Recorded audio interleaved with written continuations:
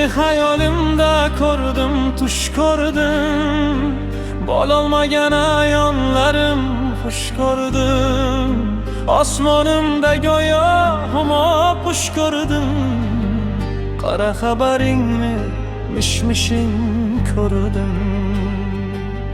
Qolib ketgan edi kaftimda gullar, qo'shig'imni kulaganda bulbullar. Hasan odil sanoqlagan shu kunlar, kulga aylangan ekanda u gullar.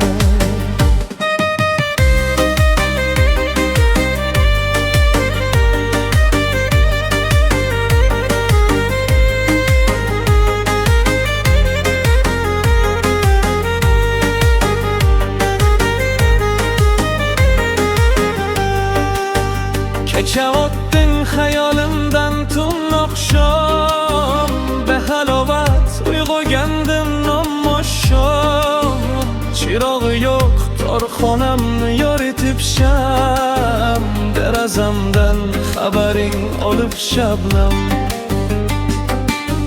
Seni hayolimda ko'rdim, tush ko'rdim.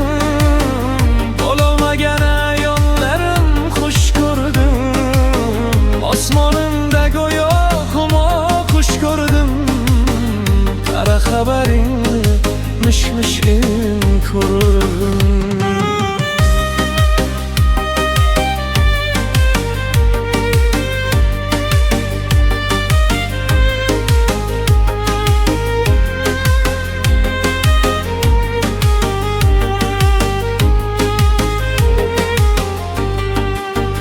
Qolib ketgan edi kaftimda gullar, qo'shig'imni kuylaganda bulbullar.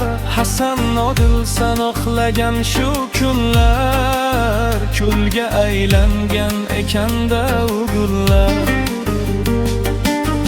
Sog'inganman sog'indirgan sog'inching, ovunganman yolg'on o'sha o'yunching. Bilmaganim boshqa dardu tashvishing, aldaganda o'sha qalamli qoshing.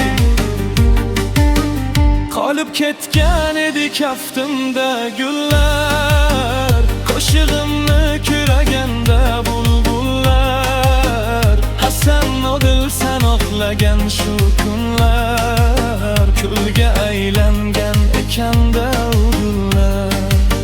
Seni hayolimda ko'rdim, tush ko'rdim. Bo'lolmagan ayonlarim xush ko'rdim. Osmonimda go'yo humo qush ko'rdim. Qara xabaringni mish-mishing ko'rdim.